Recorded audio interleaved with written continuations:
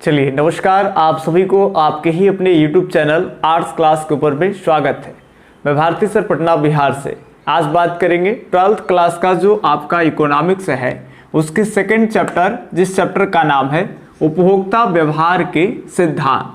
तो आज के वीडियो क्लास में हम देखेंगे कि बजट क्या होता है, बजट रेखा के बारे में जानेंगे, बजट रेखा समीकरण और उससे संबंधित सूत्र के साथ साथ कई बार तो सूत्र ही आपको ऑब्जेक्टिव के रूप में पूछ लिए जाते हैं कि निम्न में से कौन बजट रेखा का सूत्र है। तो ऐसे ही आपसे ऑब्जेक्टिव भी बनेंगे और सब्जेक्टिव के रूप में अगर मान लेते हैं कि न्यूमेरिकल टाइप के प्रश्न डाले जाएंगे तो फार्मूला पे उसको कैसे डील करना होता है वो आज के वीडियो क्लास में पढ़ेंगे। पिछले वीडियो क्लास में हम आपको बताए थे कि खास कर करके कि मांग की जो लोच होता है उसके सूत्र देख करके उस पर जितने भी डीप और जो डिफिकल्ट टाइप के यानी कठिनाई वाला जो प्रश्न होता है वो सब हम आपको न्यूमेरिकल बना दिए थे। ठीक है, तो चलिए आज की वीडियो क्लास शुरू करते हैं। सबसे पहले आपको जानना है कि ये बजट रेखा, तो बजट रेखा को समझने के लिए उससे पहले आपको जानना है बजट।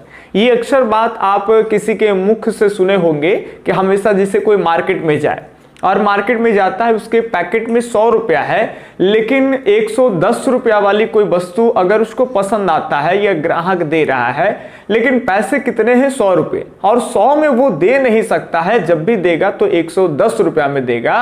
तो बताइए, कहते हैं कि सर ये हमारी बजट के बाहर है, थोड़ा बजट के अंदर दिखाइए। माने आपके पास जितने भी अधिक पैसे हैं आप उसके अंदर में जो वस्तु खरीद ले रहे हैं तो समझिए कि वो आपका बजट में है, और जितने पैसे हैं उससे ज्यादा महंगा कोई चीज मिल रहा है उसको हम नहीं ले पाते हैं, वो बजट के दायरे में नहीं है। इतनी बातें कम से कम आपको ध्यान में रखना, और ध्यान में रखना क्या डेली लाइफ में होता है। चलिए अब हम डेफिनेशन पढ़ते हैं कि बजट रेखा क्या है। कई बार आपको 2 अंक में लिखने के लिए आ जाएगा कि बजट रेखा से आप क्या समझते हैं या बजट रेखा क्या है। तो कहेंगे एक उपभोक्ता अपनी कुल आय से प्राप्त आय में 2 वस्तुएं के अलग संयोगों को खरीद सकता है, उसे ही बजट कहते हैं। आपको कुछ समझ में नहीं आएगा जब इस तरह का डेफिनेशन आप पढ़िएगा, जब तक डेफिनेशन को तोड़ के नहीं समझिएगा तब तक समझ में नहीं आता। देखिए अब हम आपके साथ पढ़ते हैं। कहते हैं कि एक उपभोक्ता का मतलब एज अ ग्राहक, कोई भी अगर आदमी कोई वस्तु खरीद रहा है या कोई सेवा अपने ले रहा है, जैसे मान लेते हैं हमें रेलवे स्टेशन जाना है, ऑटो में बैठ गए, ऑटो वाले भैया हमसे 10 रुपया लिए, हमको रेलवे स्टेशन छोड़ दिए, तो ये बीच में वो क्या दिए, हमें सर्विस दिए। तो सर्विस लिया को, सर्विस हम लिए हैं ना, तो सेवा जो हम लिए हैं तो हम एक क्या है, तो एक कंज्यूमर है, हम एक क्या है तो ग्राहक है, या फिर बोल सकते हैं कि हम एक उपभोक्ता है। लेकिन वही बात बोल रहे कि कंज्यूमर के पास, एक उपभोक्ता के पास अपनी जो भी कुल आय है उस कुल आय से प्राप्त आय में, ध्यान से सुनिए, माने जो भी हमारे पास कुल पैसे हैं उसमें से जो बचे पैसे हैं यानी प्राप्त इनकम की बात कर रहे हैं, उसमें आपको हमेशा 2 वस्तुओं की बात करेंगे। बजट की जब रेखा की बात होगी तो हमेशा 2 वस्तु के संयोग होगा, ये ध्यान रखेंगे। तो 2 वस्तुओं के अलग संयोगों को, मतलब अगर 2 चीज अगर आपको लेना है तो एक कम लेंगे तो दूसरा ज्यादा लेंगे। अलग का मतलब ये हो गया कि समान नहीं, सर बात ना, तो कुछ ये अलग लेंगे तो ये अलग। अभी एग्जांपल पे समझ में आ जाएगा आपको।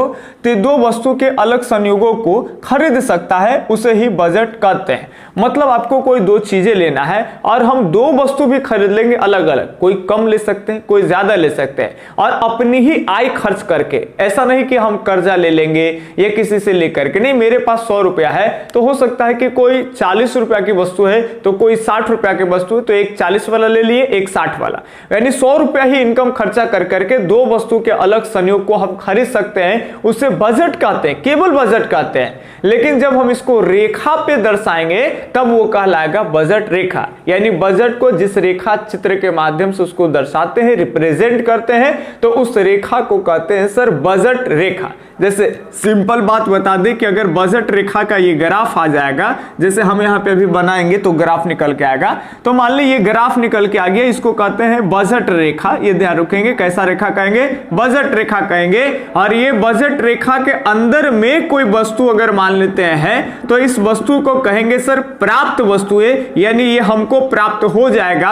और इसके बाहर में अगर कोई वस्तु है तो ये अप्राप्त वस्तुएं है, ये ध्यान रखेंगे, ये हमें प्राप्त प्राप्त नहीं होगा। कहेंगे सर इधर अप्राप्त क्यों, इधर अंदर में प्राप्त क्यों? तो इधर मान लेते हैं कि हम 100 रुपया, ये हमारा बजट रेखा है 100 रुपया, तो भाई हम कैसे 100 रुपया के ऊपर की वस्तु नहीं ले सकते हैं और हम 100 रुपया के अंदर की वस्तुएं ले सकते हैं। तो अभी सब ऐसे समझ में नहीं आएगा आपको, जैसे कोई टर्म हम आपको एग्जांपल ले थोड़ा सा कि दो वस्तु है, एक आम है और एक आपका क्या है, केला। दो वस्तु को लिए हैं, तो ये दो वस्तु के अलग अलग संयोग की कौन वस्तु कितना लेंगे तो कौन वस्तु कितना हम ले सकते हैं अपने बजट का पैसा खर्च कर करके। तो दो वस्तु के रूप में हम एक आम लिए एक केला, आप कुछ भी ले सकते हो, पेन पेंसिल ले सकते हो, कार मोटरसाइकिल ले सकते हो, आप कुछ भी ले सकते हो। अब हम कहें कि मान लेते हैं कि एक आम का दाम 2 रुपया है और एक केले का दाम जो है वो 1 रुपया है, दो अलग अलग कीमत। जैसे हम बाजार में गए खरीदने के लिए, अब मेरे पास कितने पैसे हैं ये हम नहीं जान रहे हैं, तो ये ध्यान रखेंगे। अब यहाँ पे हम तो फाइनली दे दिए है कि एम बराबर 60 रुपया। अब यहाँ एम क्या होता है ये ध्यान रखेंगे, तो यहाँ जो एम लिखे हैं ये ध्यान रखिएगा आप कि ये जो एम है वो उपभोक्ता की कुल आय है। ये ध्यान सुनेंगे, एक कंज्यूमर के अपना कुल इनकम है तो इसको एम से डिनोट करेंगे। जब बजट में उपभोक्ता कंज्यूमर के पास जो उसका इनकम होगा उसको एम से डिनोट करेंगे, तो एम बराबर 60 रुपया, मतलब कि 60 रुपया है और आम का कीमत, एक आम का कीमत 2 रुपया और एक केले की कीमत कितना है तो 1 रुपया। अब आपको खरीदना है तो 60 रुपया में कौन चीज कितना खरीदेंगे तो कौन चीज कितना, तो आप अपने हिसाब से जैसे संयोग ए बात कर लेंगे। तो मान लेते हैं आम हम खरीदे ही नहीं, आम नहीं खरीदे, एक भी आम नहीं खरीदे, तो मेरे पास पैसे कितने हैं 60। तब बताइए अब हम केला कितने ले सकते हैं, मैक्सिमम केला कितने लेवा जाएगा, तो केला के दाम 1 रुपया है और 60 रुपया में कितने केले आएंगे तो 60 केले आएंगे। अब बताओ 61 केले लेंगे क्या, नहीं ले पाएंगे क्योंकि वो बजट के बाहर है। हमारा मैक्सिमम बजट क्या है जी, तो 60 रुपया है, तो यही हमारा मैक्सिमम बजट है। समझ रहे बात ना। अब हम कहें कि यदि आम हम 10 ले लिए, तो बताइए आम 10 लिए तो आम का कीमत कितना है 2 रुपए है। तो अगर 10 गो आम ले रहे हैं, एक आम का कीमत 2 रुपया है, तो 10 गुना 2 कितना हो जाएगा 20 रुपया। यानी अब तक आप 60 रुपया में से 20 रुपया खर्च कर दिए, तो आपके पास कितने बचे 40। तो अब हम केला कितने ले सकते हैं, तो देखो केला के दाम 1 रुपया, तो 40 रुपया का 40 केला, सिंपल बात है, वही लिख दे। अब अगर हम संयोग 3 की बात करें, तो संयोग 3 में अगर हम आम और ज्यादा लेना चाहें, अगर 10 से 20 आम ले लिए, तो बताइए आम का दाम 2 रुपया, तो बताइए कि 20 आम लिए हैं तो 20 दूना 40, तो 40 रुपया तो हमारा खर्चा हो गया। अब बचा 20 रुपया 60 में से, तो 60 में से 20 जब बचा तो 20 रुपया का कितना केला ले सकते, तो केले का दाम 1 रुपया, तो 20 केले का दाम हो गया 20 रुपया। समझ रहे बात ना, तो ये ऐसे हो जाएगा। इसके अलावा अगर संयोग डी लेंगे कि हम केला इस बार 30 लेंगे, सॉरी आम कितने ले लेंगे 30, तो 30 आम का दाम 2 रुपया, तो 30 दूने 60, ये आपका सर क्लियर हो गया। तो हम केला अब नहीं ले सकते हैं चूंकि हम आम 30 ले लिए हैं, तो 30 दूना 60 हमारा मैक्सिमम बजट खत्म। तो जब खत्म हो गया तो दूसरे संयोग में उसी में जो दूसरे वस्तुएं हैं हम उसको नहीं खरीद पाएंगे, ये हमारी बजट के अंदर की चीजें नहीं। अब इसको ग्राफ पे दर्शाना चाहे तो इधर हम आम को ले लिए इस ग्राफ पे, केला को ले लिए इस ग्राफ पे, और आप आराम से बना सकते हैं। जैसे संयोग ए की बात कर ले तो आम का ग्राफ ये है, आम क्या है तो 0 है, तो केला कितना है 60, यानी यहां पे चला जाएगा, केला कितना हो गया सर, तो ये 60 हो गया। इधर आगे आएंगे संयोग बी में, आम कितना है 10 है, चलिए आम का ग्राफ ये है 10, तो ये केला का ग्राफ कितना है तो ये 40 हो गया। 1 मिनट यहां देखेंगे, ये 10 तो ये हो गया आपका सर 40, ये 40 के ऊपर और 10 के इधर, आप चाहे तो इस स्केल से आप घेर सकते हो, हम यहाँ पॉइंट दे रहे हैं ताकि कोई परेशानी ना हो। संयोग 3 की बात कर ले तो आम का ग्राफ देखे 20, ये ग्राफ थोड़ा सा और उठेगा ये 20, और इधर केला का ग्राफ ये 20, तो केला यहाँ होगा, तो ये मोटा मोटी 20 यहाँ, तो मोटा मोटी अगर देखे तो सर यहाँ आएगा 20 आम और 20 जो है वो आपका केला। उसके अलावा अगर संयोग डी में देखें तो बताइए कि डी में आम का कितना हो गया सर 30, आराम से देखते चलेंगे, कोई भारी नहीं है। उसके बाद आराम से नोट्स में सारी चीजें आप मिल जाएंगे, आपको केवल उतार लेना है। तो डी की बात कर ले तो डी में यहाँ पे 30 हो गया, चलो यहाँ पे हम बिंदु लगा ले, और केला हम नहीं ले रहे हैं तो केला 0 हो गया, तो 0 का ग्राफ, चाहे ये केला हो चाहे आम हो, दोनों के लिए 0 तो इक्वल होता है ना, मूल बिंदु इसको बोलते हैं। तो चलिए यहाँ पे हो गया। अब इसको हम करेंगे तो मान लेते हैं, थोड़ा सा आप करिएगा बुक में, तो ये ऐसे डायरेक्ट स्ट्रेट लाइन टाइप का आएगा, ये ध्यान रखेंगे। तो ये जो हम रेखा चित्र पे इसको बजट को दर्शाएं, कि के रुपया कितना खर्चा करेंगे, कौन चीज कितना ले लेंगे, तो हम दूसरे संयोग की वस्तु कितना ले सकते हैं कि नहीं ले सकते हैं, इन सब का विवरण जो है हम इस ग्राफ पर करिए। ये जो हमारा ग्राफ निकल के आया, ये जो रेखा निकल के आया, इसी रेखा को कहते हैं सर बजट रेखा। ये याद रखेंगे, बजट रेखा मतलब बजट को जिस रेखा के माध्यम से दर्शाते हैं, रेखा चित्र पे दर्शाते हैं, उस रेखा को ही कहते हैं बजट रेखा कहते हैं, यानी बजट लाइन अंग्रेजी में बोलेंगे। अब बजट रेखा के बाद की जो बाहर की चीज होंगे, ये प्राप्त होंगे कि अप्राप्त होंगे, तो ये होगा आपका अप्राप्त, ये ध्यान सुनेंगे। और अंदर में होगा वो क्या होगा, तो प्राप्त होगा। अब बजट रोटेट की भी बात आती है, अब ये ध्यान सुनेंगे। अगर आपका मान लेते हैं, अभी हम आपको आगे पढ़ाएंगे तब समझ में आएगा, अभी बाउंस हो सकता है शायद ये, कि कैसे एक उपभोक्ता की अगर इनकम बढ़ जाती है तब वस्तु पर भी मैटर करता है। जिससे मान लेते हैं, ध्यान सुनेंगे कि मान लेते हैं कि एक उपभोक्ता है और एक बार में, ये तो हम देखें कि 60 रुपये है, तो एक बार में अगर हम आम लिए 0 तो केला ले सकते हैं 60।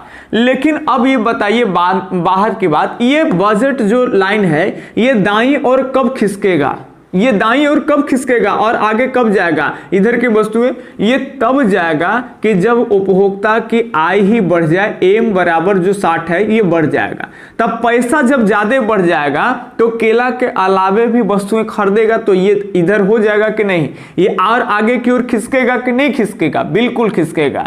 तो ये ध्यान सुनेंगे, यदि उपभोक्ता की इनकम में वृद्धि होता है, और सुनिए, लेकिन ये वस्तु के कीमत सब सेम ही रहे, यानी आम मिल रहा था आपका 2 रुपया तो 2 ही मिलना चाहिए, केला 1 रुपया मिल रहा था तो 1 है, लेकिन आपकी इनकम डबल हो गई, 60 से आपकी इनकम 120 हो गई, तो अब आप ज्यादा आम ले सकते हैं, ज्यादा आप केला ले सकते हैं। तो ये बजट किस ओर खिसकेगा भर, तो ये ग्राफ आगे की ओर बढ़ेगा, दाहिने ओर खिसकेगा। लेकिन यदि उपभोक्ता की इनकम कम जाए और वस्तु के या सेवा का जो मूल्य है वो समान रहे, तो बताओ बजट कहां खिसकेगा, अंदर की ओर खिसकेगा, यानी बाईं ओर खिसकेगा। बात समझ में आ रहा है आपको। लेकिन कभी ऐसा भी होता है, सभी एंगल से समझ लेंगे, कि आदमी का इनकम उतना ही है, पहले भी 60 रुपया थे, अब भी 60 रुपया, मान लेते हैं एक उपभोक्ता की इनकम में कोई परिवर्तन नहीं हो रही है, लेकिन यहां बात समझेंगे, वस्तु में परिवर्तन हो गया, जो 2 रुपया में मिल रहा था अब 4 रुपया में मिलते हैं, तब भी बताइए आपका बजट रेखा बाईं ओर क्या होगा, खिसकेगा। मने इनकम नहीं बढ़ा है लेकिन वस्तु महंगा हो गया है, तो जितने पहले वस्तु खरीद पा रहे थे क्या अब भी खरीद पाएंगे, नहीं, तो उस केस में क्या होगा, तो ये बजट रेखा जो होगा वो बाईं ओर क्या होगा, तो खिसकेगा। ये ध्यान रखेंगे कि बजट कब दाईं ओर शिफ्ट होता है और बजट रेखा कब जो है वो बाईं ओर शिफ्ट होता है, ये खिसकता है। जो भी बातें होंगे हम आपको कभी क्वेश्चन देंगे तब आपको समझ में आएगा। ये बेसिक सब चीज है जो आपको समझ में रखना है। अब आपको ये चीजें रटना होगा, एक बजट रेखा का समीकरण, जो कि 1 नंबर में आपके पूछे जाएंगे ऑब्जेक्टिव के रूप में भी। बजट रेखा का सूत्र होता है P1x1 प्लस P2x2 बराबर m।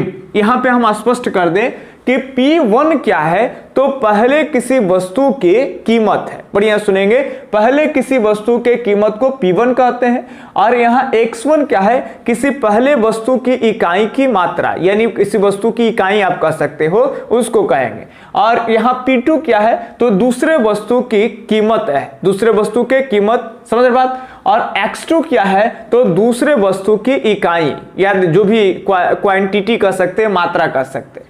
और m तो आप जानते हैं जिसको कहते हैं उपभोक्ता की आय। बाकी नोट्स में सब लिख देंगे कि जहां P क्या है, x1 क्या है, P2 क्या है, x2 क्या है। अभी यहां समझाएंगे, यहां भी आप समझ जाएंगे, कोई बड़ी बात नहीं है। अब ये होगी आपका समीकरण। आपसे पूछेगा कि निम्न में से बजट रेखा का समीकरण कौन है, तो ध्यान रखेंगे P1x1 प्लस P2x2 बराबर m। कोई दिक्कत, चलिए ये याद रखेंगे। अब एक क्वेश्चन है, कैसे न्यूमेरिकल बनेगा इसे ये ध्यान रखेंगे।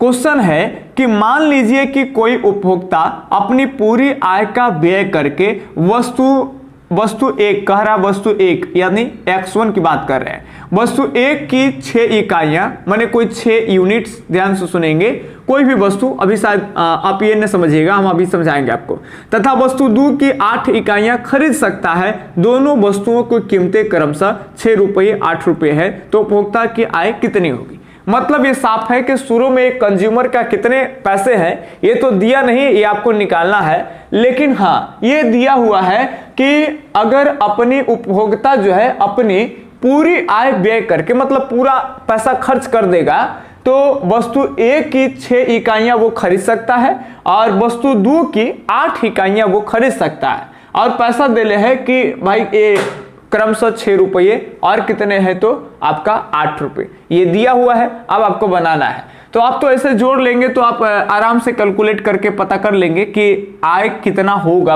एक उपभोक्ता का। लेकिन चलिए आपको एक प्रोसेस से बनाना है, तो पहले आपको क्या करना है, ऐसे जिस तरह से क्वेश्चन आएंगे तो पहले आपको लिख लेना है। जैसे कह रहा है कि वस्तु ए की, ये ध्यान सुनेंगे, कितने इकाइयां, तो 6 इकाइयां, तो 6 इकाइयां वस्तु ए की, यानी x1 बराबर क्या हो गया सर, तो 6 हो गया। अब कह रहा वस्तु 2 की 8 इकाइयां, वस्तु 2 यानी x2 बराबर कितना हो गया, 8 इकाइयां, तो 8 यहां पे लिख दिए। चलिए आगे अगर देखेंगे बढ़िया से, अब यहां बात कर ले, दोनों वस्तुओं की कीमतें क्रमशः 6 रुपए तथा 8 रुपए है, यानी साफ है क्रमशः माने पहले वाला पहले बाद वाला बाद में, यानी 6 रुपये पहले वस्तु के कीमत के और 8 रुपया दूसरे वस्तु के कीमत के। यानी P1 की बात कर ले सर, तो P1 बराबर है 6 रुपया और आपका X2 दूसरे वस्तु का जो कीमत है पैसे दे रखे हैं, यानी P2 बराबर क्या होगी आपका 8 रुपया। यहां पर कोई दिक्कत है, कोई दिक्कत नहीं। अब हम कहेंगे कि बजट रेखा समीकरण से, अब हमको आय निकालना है तो डायरेक्ट तो बता नहीं सकते, कहेंगे बजट रेखा समीकरण से, ये याद रखेंगे, बजट रेखा समीकरण यानी बजट लाइन इक्वेशन जिसको अंग्रेजी में बोलते हैं, यानी according to budget line equation, ये ध्यान सुनेंगे। अब इसके अगर अकॉर्डिंग अगर चलते हैं तो सबसे पहले आपको फॉर्मूला लिखना है। फॉर्मूला 2-3 बार आप बनाओगे अलग अलग इस पे डिजिट चेंज कर करके, तो वो चीज याद होगा। जैसे बोलिए P1x1 प्लस P2x2 बराबर a। एक बार कमेंट में लिखेंगे, आप सब जो भी देख रहे हैं आराम से एक बार कमेंट में लिखे, लिखने से आपको याद हो जाएगा और मेरे पास कमेंट आएंगे तो हम समझ पाएंगे कि बच्चे कहां तक हमारे साथ बने थे। आपको बजट रेखा समीकरण, ये ध्यान रखेंगे, बजट रेखा समीकरण यानी बजट लाइन इक्वेशन का आपको फॉर्मूला यानी सूत्र कमेंट बॉक्स में कर देना है, ठीक है। अब चलिए आपको लिख लेना है वहां पे। अब आगे देखेंगे, वीडियो रोक के पहले कमेंट करिए और उसके बाद लाइक भी कर दीजिए, शुरू में नहीं किए होंगे थे। चलिए लाइक किए ये ना, कमेंट जरूर करिएगा ताकि हमें पता चल पाए कि आप कहां तक बने रहे। ये तो फॉर्मूला हो गया। अब एक एक पे वैल्यू को क्या कर देना, पुट कर देना, रख देना है। अब बताइए P1 का वैल्यू क्या है सर, 6 है, तो चलो P1 के जगह पे यहां साइड में लिख देंगे। P1 के जगह पे क्या है, 6 है, तो 6 लिख दिए। अब बताइए X1 की जगह पे क्या है, तो देखो X1 की जगह पे 6, लेकिन बीच में कुछ सिंबल नहीं है, तो बीच में आप सब जानते हो मल्टीप्लाई यानी गुना का सिंबल होता है। तो चलिए 6 गुना कर दिए यानी मल्टीप्लाई, और X1 का मतलब हो गया 6, तो यहां लिख दिए सर 6। प्लस का सिंबल है तो यहां पे हम प्लस दे देंगे, ठीक है। अब बताओ P2 का वैल्यू क्या दिया हुआ है, तो P2 का वैल्यू दिया हुआ है आपका प्राइस सेकंड का 8 रुपए। चलिए अब कुछ नहीं है तो यहां पे भी मल्टीप्लाई गुना कर देंगे, और X2 क्या है, तो देखिए X2 आपका हो गया सर 8, कोई दिक्कत। अब वहां पे एम है, यहां पे हम ले आएंगे माने बजट रेखा समीकरण, जो निकल के आएगा वो एम क्या है, तो उपभोक्ता की आय। पहले बताएं एम क्या है, तो उपभोक्ता की आय, तो वही हमको निकालना है। अब बताइए 6 गुना 6 मल्टीप्लाई 6 करेंगे तो क्या होगा, 36 हो जाएगा, यानी 6 गुना 6 हम लोग बोलते हैं 6 6 के 36, तो कोई दिक्कत। चलिए इसको बोलते हैं 8 8 64। अब जहां से भी होंगे आप 8 मल्टीप्लाई 8 करेंगे तो 64 आपका निकल के आ जाएगा। अब जब इसको बीच में जोड़ का सिंबल है तो ये जोड़ दे करके अब जोड़ेंगे, तब बताइए 36 और 64 जब जोड़ेंगे तो क्या निकलेगा, तो ये 6 और 4 हो जाएगा 10 0 हो जाएगा, और एक इस पे आ जाएगा तो 6 1 7 और 3 क्या होगा 10, 7 3 10, कोई दिक्कत। तो ये आपका 100 आ गया, यानी m बराबर कितना निकल के आ गया 100। यानी आपको उपभोक्ता की आय निकालनी थी, और उपभोक्ता की आय कितनी निकल के आएगी, तो उपभोक्ता की आएगी 100 रुपए। सही बात है कि गलत बात। चलिए आप ऐसे मोटा मोटी भी जोड़ सकते हैं कि अगर 6 रुपया के कोई वस्तु है और 6 को खरीदे तो 36 रुपया, 8 रुपया एक कोई वस्तु का कीमत है और P2 कोई वस्तु का, और उसको खरीद रहे हैं 8 गो, तो 8 8 64 हो गया, 36 64 36 जोड़ देंगे तो जितना पैसा होगा उतना ही ना खरीद पाएगा, 100 रुपया हो गया। तो ये आपका इस तरह से बजट समीकरण के माध्यम से कुछ छोटे छोटे आराम से सरल टाइप के के जो प्रश्न होते हैं न्यूमेरिकल टाइप के, उसको निकाल सकते हैं। कई बार ये आपको ऑब्जेक्टिव में आएगा और इतना आपको कैलकुलेशन कहीं कॉपी के पीछे करना होगा, बोर्ड में आ जाता है और आपको ऑप्शन दिया होगा कि उपभोक्ता क्या है, 100 रुपए होंगे, 150 रुपए होंगे, तो आपको डायरेक्ट नहीं करना, पहले फॉर्मूला लगा करके उसको आराम से डील कर लेना है, फिर जो आएगा उसके हिसाब से आप ऑप्शन को देखेंगे। तो चलिए, वीडियो अच्छा लगा होगा आपको तो लाइक कर दिया करिए, ताकि आगे के पार्ट्स भी बना देंगे। ये रहा आपका लगभग बजट रेखा समीकरण, और बाकी हम आपको क्वेश्चन जब नोट्स देते हैं तो वहां बहुत सारे क्वेश्चन हम आपको दे देंगे कि विलासिता का वस्तु है तो उस पर बजट रेखा का क्या असर पड़ेगा। इसके अलावे बजट दाहिनी ओर खिसक रहा है, वस्तु ये की इतनी चीजें है, वो है, ये इतने चीजें हम आपको दे देंगे कि अगर उसको फेयर में कर लीजिएगा, अभ्यास कर लीजिएगा तो वो दम इजी हो जाएगा। अब लगभग इसका जो टॉपिक है वो आपका खत्म पे है। कमेंट करिएगा शायद मांग की लोच अभी पढ़ाए हैं आपको कि नहीं।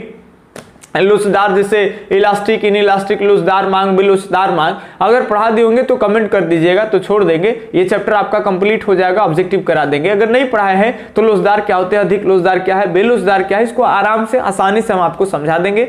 चलिए मिलते हैं अगले वीडियो क्लास में, तब तक के लिए धन्यवाद, जय हिंद, अल्लाह हाफिज, आपका दिन शुभ हो।